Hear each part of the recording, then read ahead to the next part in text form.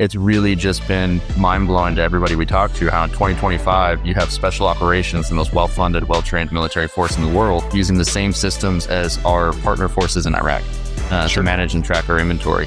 I have a buddy who just got back from an Iraq deployment, and on the deployment, he was pinging me about being in his ammo magazine with a highlighter and a clipboard, counting hundreds of thousands of rounds or having to flip through these pages. And what that does is it has critical impacts on our ability to execute a mission. So trying to build a tool that can unify all that communication horizontally and vertically so there's visibility, we always say it's not the sexiest thing out there, but it's absolutely what wins the wars.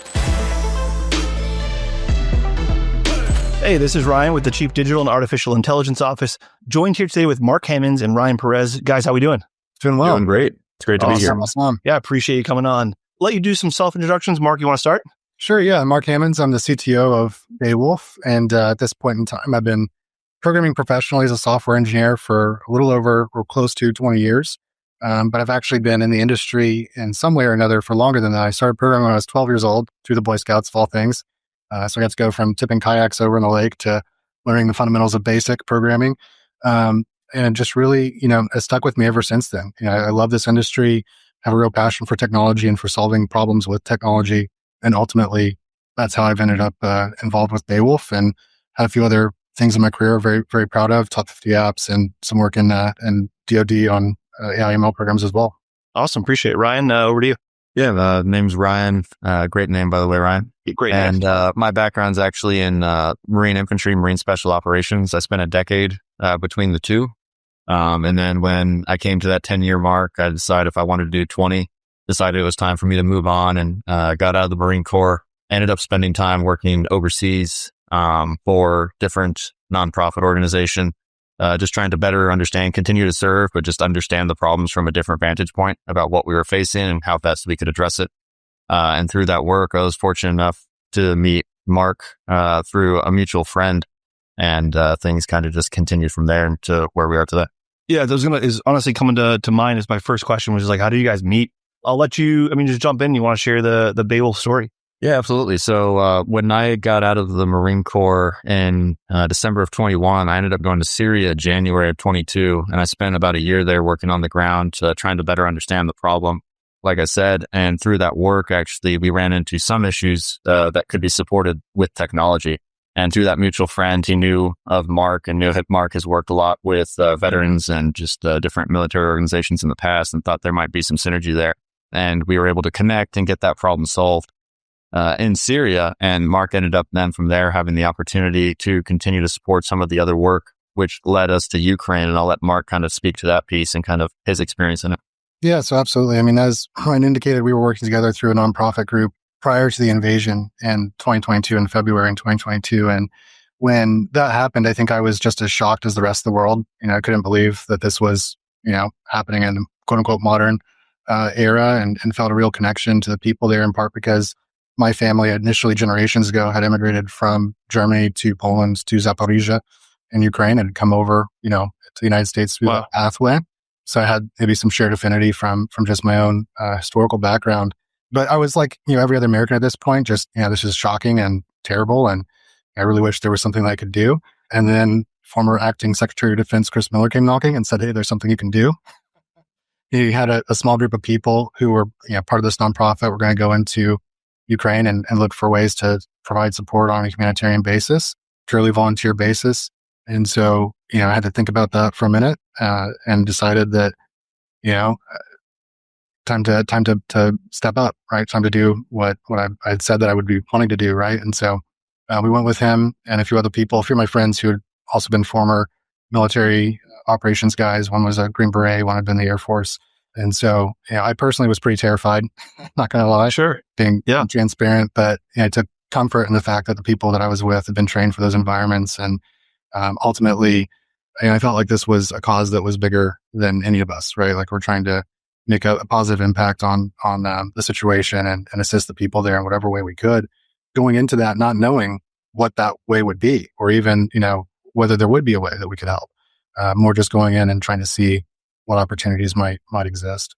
Got it. So from there, you identified a problem Yeah, from there, kind of the problem was identified where we started to see gaps in the way that technology was being applied and opportunities where we could make solutions or solutions could be made to address some of the pain that was being felt, not just by our partner forces on the Ukrainian side, but also the U.S. forces at those higher echelons where we were trying to really understand what was going on, what was going where, and being able to communicate that just to be more effective with our resources, making sure the support was going where it was actually needed to go.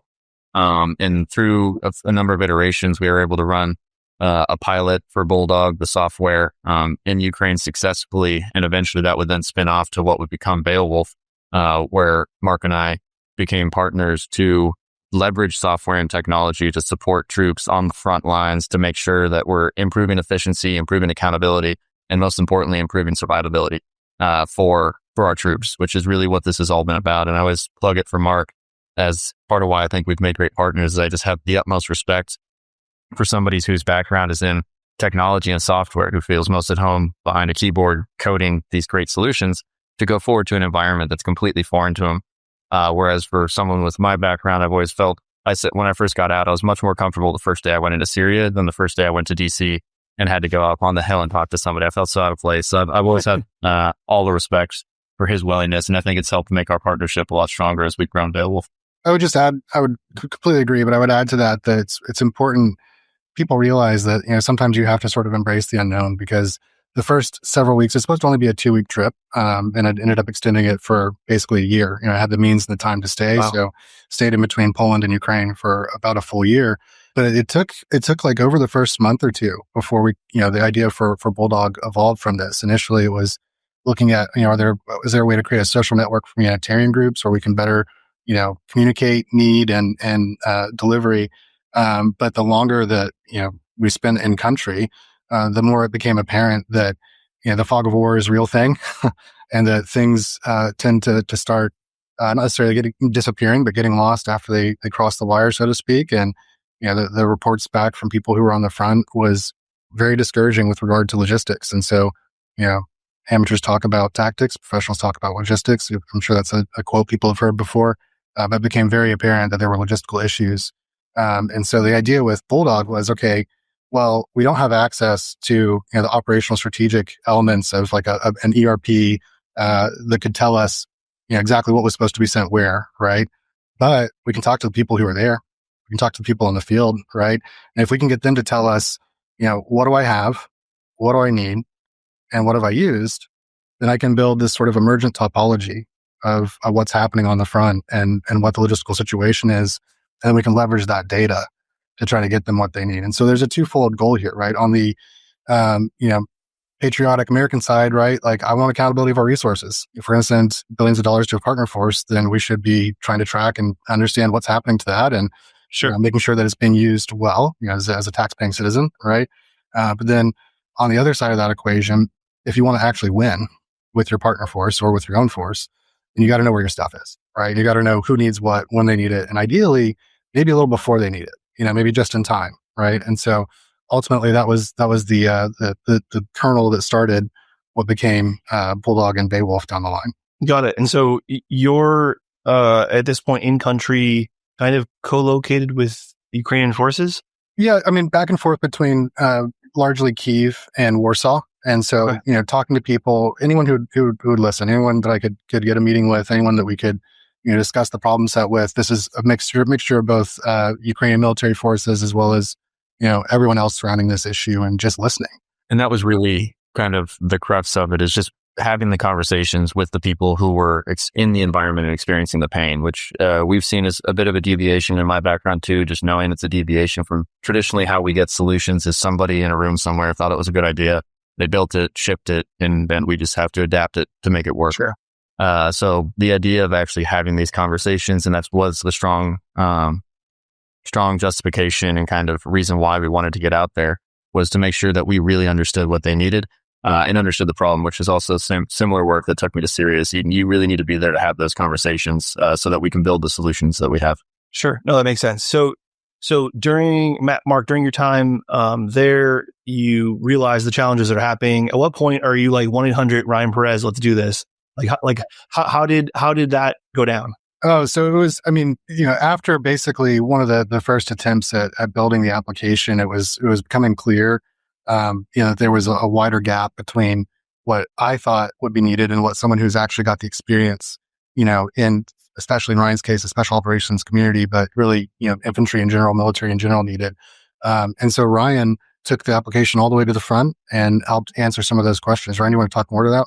Yeah, I mean, and that's really where the synergy has been, is identifying those problems and then being willing to take it forward, meeting with the actual troops and the different pilot teams that we were able to connect with that were using Bulldog, and onboarding with it so we can get their feedback, and having those conversations where you meet a guy who's in charge of 28 soldiers, but he just received 300 M4s. And then through that process, an iterative process of getting their feedback and designs, Bulldog continued to develop and eventually did spin off into Beowulf as it is today, where Mark and I are just kind of continuing to drive that ball and try and move the needle on how our soldiers, how our troops, how our allies are managing their data, managing their inventory. Yeah. And if I could add to that, I think the thing that was most astonishing to me was just how pervasive this problem was, right? Like initially, like I said, I was thinking about, okay, well, can we connect, various humanitarian groups operating, et cetera? And then you hear stories from people like what Ryan just told you, or, perhaps a Legionnaire or a Carahsoft guy who doesn't have any ammunition, even though there's all this aid going into the country, et cetera. Or they're sharing, bulletproof vests, or they're not properly equipped with the basics that they need to be effective. And so, it became really apparent that, using Excel spreadsheets and text messages and WhatsApp messages, there had to be a better way, right? There had to be a better way to manage this information flow and provide them with a tool that could be, more useful, especially in aggregate. And for me, I mean, the big piece here and why it really resonates is we're talking about this experience that they were having. It's the exact same experience that our troops have. I have a buddy who just got back from an Iraq deployment, and on the deployment, he was pinging me about being in his ammo magazine with a highlighter and a clipboard, counting hundreds of thousands of rounds, or having to flip through these pages because he found one lot number, but then the different lot number had a completely different count somewhere else. And it's really just been mind-blowing to everybody we talk to how in 2025, you have special operations, the most well-funded, well-trained military force in the world, using the same systems as our partner forces in Iraq to manage and track our inventory. And what that does is it has critical impacts on our ability to execute a mission when we have inventory assets that are available, but they're being tracked on an Excel sheet on one person's computer who doesn't have full visibility on the operational requirements, or may not even know what it is, because his job is to manage inventory, not necessarily execute that mission, or vice versa. So trying to build a tool that can manage all that and unify all that communication horizontally and vertically so there's visibility. We always say it's not the sexiest thing out there, but it's absolutely what wins the wars. And as we're moving more and more towards this near peer environment, we don't have the ability to transport these logistical trains like we did for the past going on 25 years now, where it was we had everything and anything we could want at these bases. We're now going to be beholden to these logistical windows where we need to make sure that when this window is available or open, we send exactly what they need, because they're not going to get another window for 2 weeks, 4 weeks, 6 weeks, 2 months, whatever it may be. But the ability to start aggregating that information effectively and improving that visibility, again, for me, it's absolutely essential, and it's what's going to keep our troops safe. Got it. No, that's super helpful. And are you looking at like all inventory? Is it just weapon systems and munitions, or what categories are you focusing on?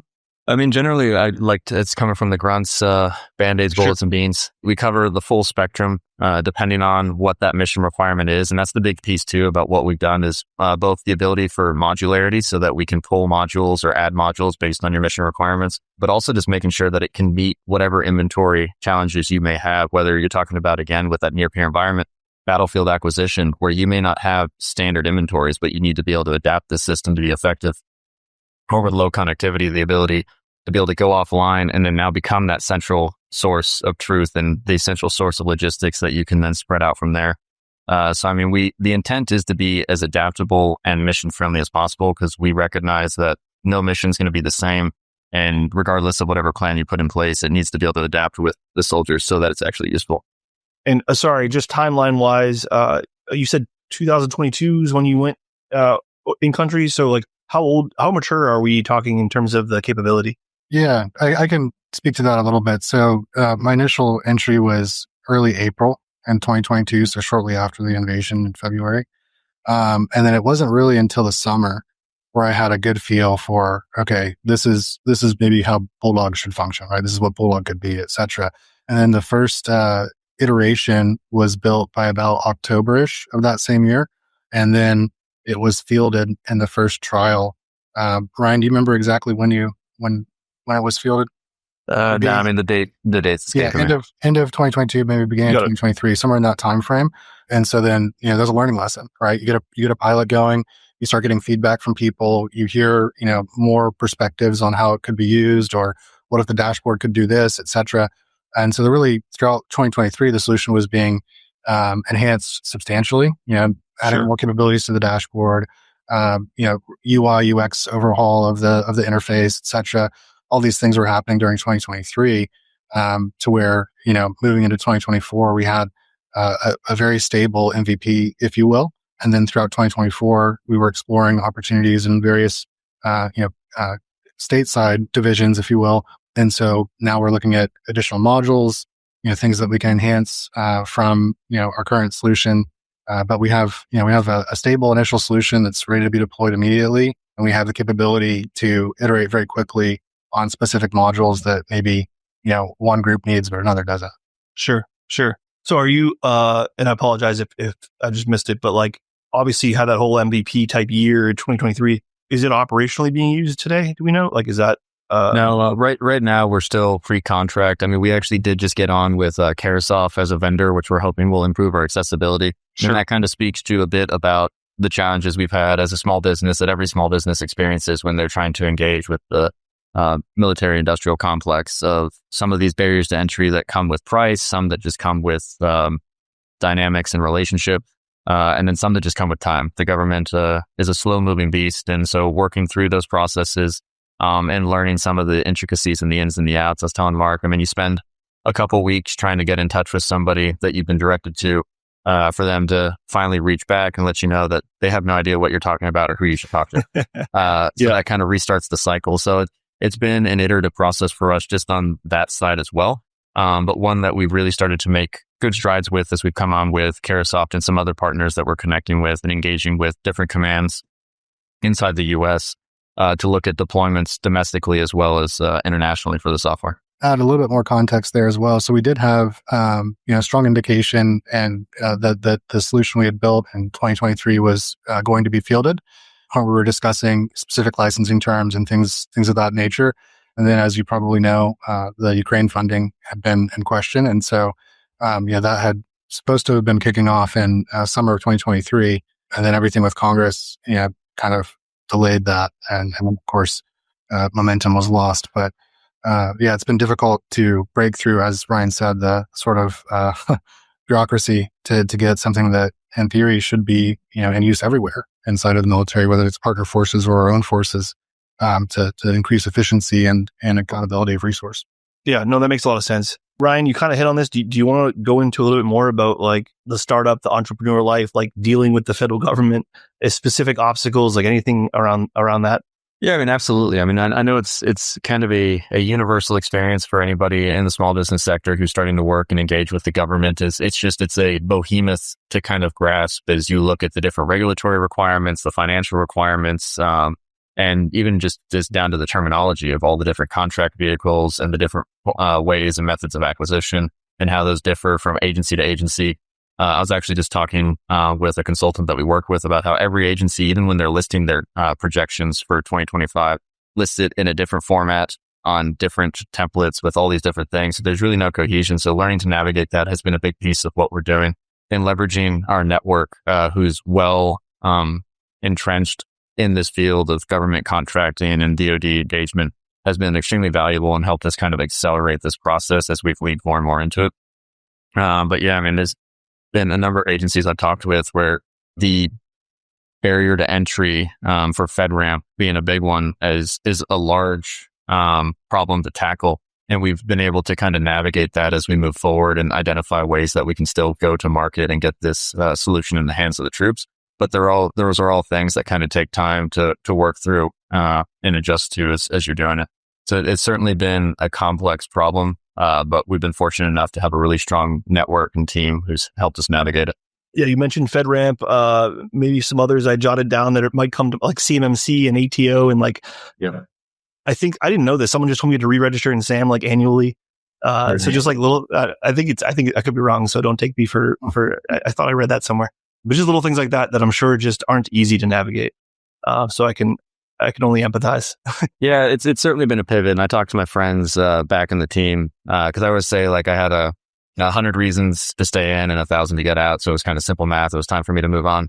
But you definitely miss some of the simplicity of the team environment when contrast with some of the challenges you face when you're dealing with a small business and the government. But it's been a great experience. And like Mark has said, we've made a lot of we've covered a lot of ground with the software itself, but also just how we're engaging with the government and who we're engaging with to kind of drive this ball. Because I mean, like he was just telling me the other day, I have a friend, like I said, he just came back from Iraq. He's still feeling this today. He just got back now, but he was talking about not knowing there was a vehicle, finding out month 5 of 6 that there's a vehicle that they could have used after theirs went down early in the deployment. That completely changed the way that they were having to engage and plan their missions. Wow. So it's a very real pain that we want to solve. Regardless of any frustrations or complexities, it's just something that we continue to drive through because we know that it needs to get there. Yeah, no, that makes sense. All right. Mark, you mentioned earlier that you've been coding for 20 years, right? Yeah, professionally for about 20 years, but actually closer to 30 because I started when I was 12. So I gotta ask because we're here representing CDAO. Yeah. How much has coding changed with the evolution of AI? Yeah, I mean, there's certainly a lot still underway. I feel like AI right now is like we're the internet in 97, right? Like I feel like there's still really large evolutionary leaps that we're going to see in the next 3 to 5 years, that will make that pace of change increase as well as the magnitude of it increase. I do think there's still going to be a world for programmers, right? I don't really question whether or not there'll be demand for what I can do, for example, and 5 or 10 or even 15 years from now. But I think we're in the middle of that transition right now. So, the joke in my programming community is that, the AI ML models are basically fancy autocomplete, right? Sure. To some extent, that's still true, right? None of the teams that I've been a part of, none of the projects I've worked on, the last several years or been exposed to, they're not really replacing developers yet, right? So we're not quite to the point where AI is actually like, oh, I don't need to hire anyone now because, I have an LLM that can do the coding for me. But I do think we're going to see massive increases in efficiency over the next 3 to 5 years. And going back to that comparison, I mean, I remember writing HTML4 from scratch, in Notepad, because that's what we had, back in the 90s when I was getting into this. And I think the efficiency to compare it to sort of, the traditional technologies going from that environment to basically the introduction of content management systems and CMSs, where you now have like visual editors that can do a lot of that for you. Sure. I think we're going to see a similar leap, right? So that'll happen, and it'll maybe have an impact on the industry in terms of opportunity, but it won't. Qualified, talented people who are able to deliver business objectives will always be in demand. The tooling may change, may evolve, but those people will always be in demand, and programming will still be something that has to be audited, right? It has to be reviewed, et cetera. You have to have the knowledge to know when the LLM is wrong. I can't tell you how many times I'm like, on the one hand, amazed by some of the models out there because I'll give it a task and it gets it done, instantly, and maybe even comes up with a solution that I hadn't thought of before. But then simultaneously, that same day, same hour, I'll tell it to do something very basic and it just cannot complete it to save a life. Right. So very much a mixed bag right now, trending towards, in my opinion, 3 to 5 years where the industry will evolve, but developers will likely still be in demand and people still need to know how to program. So if anyone's listening to this, don't stop out of your computer science program. I can empathize. So like, I am not a technologist by any means, but I'll play around with the, commercially available solutions and stuff. And I wanted to make an app with Claude the other day because you can actually just tell it to make the app. Yeah. And it actually makes the app, right? So I did what I did and I'm like, oh my gosh, I have like a usable like MVP. And then it should have been something that was like indefinite and there was just 3. And that was it. That was over. And I was like, okay, so this is really like kindergarten version of what I was imagining, but I don't know how to code. So now this is just the end of my road. So there have to be fundamental paradigm shifts in how we approach development to best leverage LLMs in a way where you really could, take what would today require a team of say like 5 to 8 people and do it with a team of like maybe 1 to 3 people, right? Sure. But you have to reapproach the fundamental paradigm of like, how do we go about our requirements gathering? How do we go about our data modeling? How do we go about our UI visualization? And how do we basically work with the LLMs or the models as partners in this process and not just fancy autocomplete, right? So it's incredibly impressive what's been done. If you'd asked me 5 years ago if it was possible, I've been like, yeah, I wouldn't hold my breath, right? So it's just amazing to me. But at the same time, there's a lot of work that has to happen, on the tooling side and on the philosophy of engineering to take us from where we're at today to like hyper productivity with these tools. But possibilities there. Sure, no, that makes sense. Well, I know you guys have had this incredible journey. I think really broad group of listeners we have, but definitely a lot of entrepreneurs. So I'm curious, the story's kind of twofold, right? Because you have like Dolby Digital, I got Mark on this side, Ryan on this side. I'm kind of hearing like how it all happened and kind of came together. So you probably have different answers, but I'd love to just get an understanding of if you could go back, like what would you have done differently if you could do something differently to get to the point where you are today, or potentially even in a better spot than you are today based on lessons learned. So doesn't matter to me. Ryan, you want to go first? Yeah, sure. I mean, for me, I think the thing that comes to mind, and it's really what I've learned throughout this process, again, not being a technologist, is just getting it in the hands of as many people as possible, as early as possible, as soon as possible, so that you can get all of the feedback that's pertinent. Because I mean, I've spent a decade in the field doing different operations in different environments.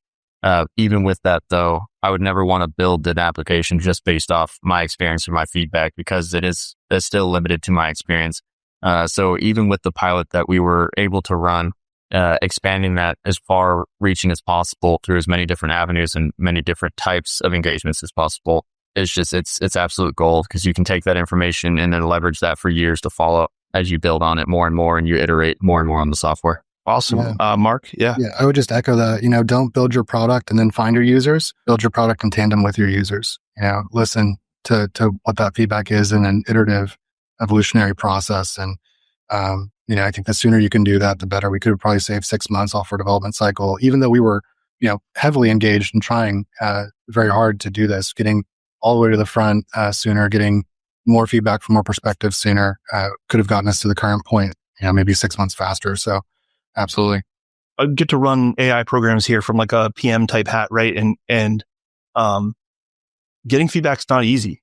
Yeah. And I don't know if you had that same experience, but like you ask people for feedback and you don't hear back, and then you're like, hey, I need your feedback. And I don't know if you had a process worked out or how you did that differently. Sometimes you got to get on a plane. That's what I was about to say. I think the thing you plug there is you don't hear back. It's a lot easier when you're face to face with them. And that's really been kind of the core of what we want to do, is we want to get face to face with the end users and actually understand their problem, both because it does streamline communication.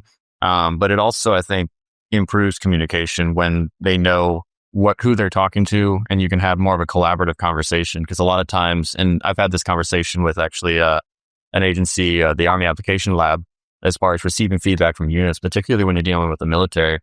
Depending on what you're asking or how that survey is going out, it could be more of a monolithic response as opposed to an individual response. So being able to engage face to face definitely improves the quality and improves the efficiency when you're having those conversations. Yeah, no, that makes sense. So just I'm going to double click on the question a little bit. So like, because we're not in talking operational yet. So like, are you effectively like, hey, user, try my app? Like, I think it'll help you like dummy data or real data. Like, well, like I'm just trying to curious, like how you approach that. Yeah. So one of the things I love to do is take a prototype of an app or an MVP of an app, either way. Get someone who is in your target demographic as a user, in front of you within their hands, and then just give them some simple tasks. Like, hey, would you mind doing this? Like add a new item to inventory. Tell us what you used last week. Right. And don't say anything else. But over their shoulder, be looking at how they go about solving that problem, right? Do they tap the menu button? Do they, do they struggle with the input, because they're trying to use something other than the way you thought that they would? And just having a set of what we call like critical path items, things that have to be done for the app to be used successfully, giving those as very open-ended, like, hey, would you mind doing this for me in the app? And then watching, you'll get so much out of that. You'll get more out of that than 1,000 surveys, right? Wow. Yeah. First 5 or 10 minutes of that. So that's a big piece, is that observation. Then of course also feedback. But as Ryan was indicating, letting someone use the app for a little while, ideally someone who has no connection to you or the product, right? Someone who, but it is in the TAM. And then again, just listening, like, hey, could you see yourself using this realistically, et cetera, based on what you saw today, those types of things. Got it. No, that's super helpful. I think that's great advice for listeners as well, and myself, because I will take that back. Getting close to time. Anything else, guys, that you wanted to share with everyone? And if not, we can wrap. No, I mean, I think that about covers it. You're going to see us out there. We're continuing to drive the ball. Like I said, we just partnered with Carahsoft, and we're looking to engage and get this in the hands of the guys on the front line. Appreciate your time. Yeah, thanks. Appreciate being on.